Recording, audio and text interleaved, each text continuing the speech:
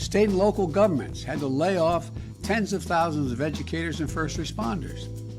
Many are now back on the job thanks to the rescue plan. In fact, in May, state and local governments added 103,000 education jobs and returned them to work. These funds are continuing to get out this month to support state and local governments, which will help get more people back to work. Hello everybody, welcome back to my channel. I hope all of you are having a great day so far. In today's video, I'll be discussing the status of the fourth stimulus check, as well as why millions of Americans may not be eligible to receive more stimulus relief money. But first everybody, don't forget to subscribe to my channel and share this video with your friends and family. On this channel folks, I always do my best in providing you guys with the most up-to-date and reliable stimulus check news. I want to see every member of my community receive a fourth stimulus check. I think we're, to the extent that Congress will be involved, we have experienced hands at it. Yeah. Yes, Chad? About 10 months ago, we started to implement remote voting, proxy voting here in the House because of the pandemic. I know there were concerns about doing that. What do you see going forward about A, when congressional operations start to return to normal, and B, if things like remote voting and hybrid hearings will continue once the pandemic subsides? Well, one of the most substantial steps that can be taken is that everybody should be vaccinated. Right now, according to what I saw the Republican leader say and was quoted in the press, that 75% of the members are vaccinated. Okay everybody, so many of you have shared in the comment section below that you're anxiously waiting for your tax returns. Well, the first batch of tax refunds went out to single people without dependents, whose tax returns are the simplest.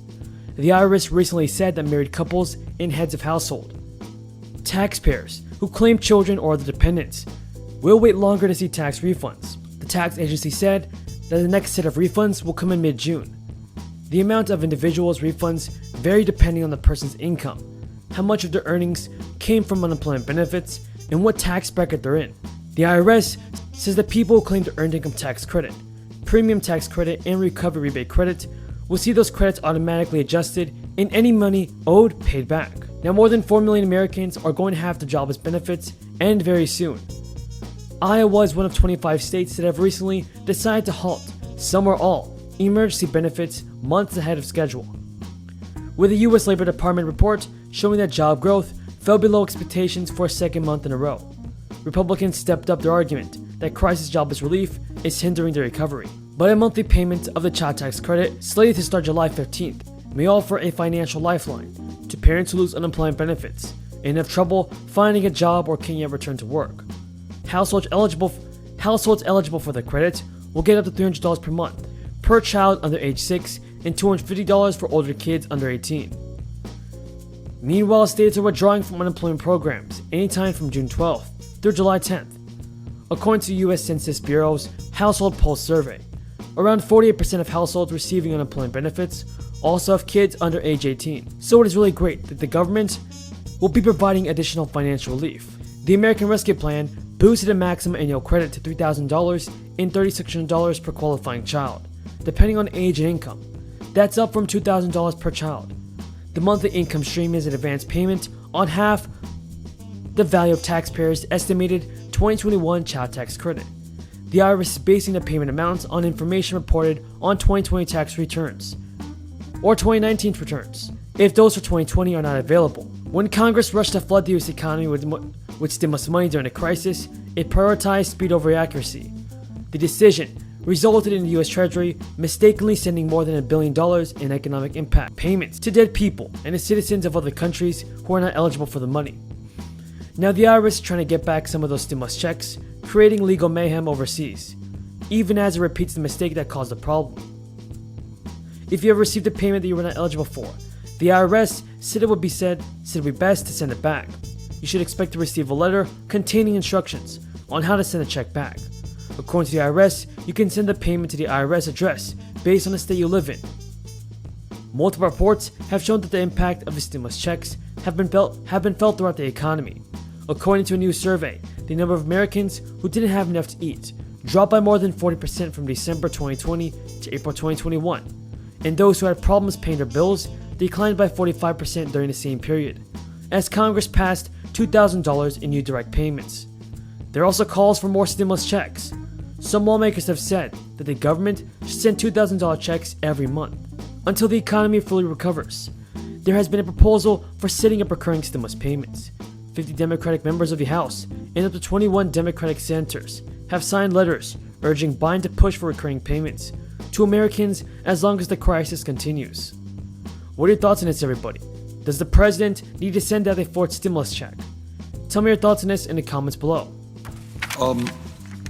Mr. President, I want to touch on an issue that does not get, I think, the attention that it deserves. My view is that a nation is judged not by how many billionaires and millionaires it has, but by how it treats the most vulnerable people among us. And if we look at the greatness of a nation in that respect, the sad truth is that the United States today does not get particularly high marks. And that is true not only in the way we treat our children, but it is also true in the way we treat our seniors.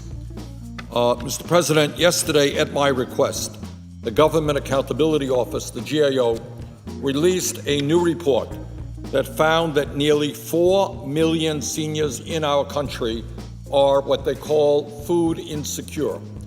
And that means that these seniors do not know where their next meal is coming from. What that means is that nearly 4 million American seniors may skip dinner tonight because they do not have enough money to buy food today. Millions of seniors every day in my state of Vermont and around this country have to juggle with their limited budgets, their ability to buy food, their ability to buy medicine, or in the wintertime, their ability to keep themselves warm in their homes. Those are not the choices that seniors in this country should be forced to make. Mr. President, there is a myth out there pushed by corporate and moneyed interests that suggests that seniors in this country are doing just great, that all seniors are comfortably middle class. But to those people who hold those views, they really have not looked at the reality of life for many seniors in this country. Mr. President, the truth is, and this is really a shocking truth, that 20% of seniors in America live on an average income of $7,600 a year.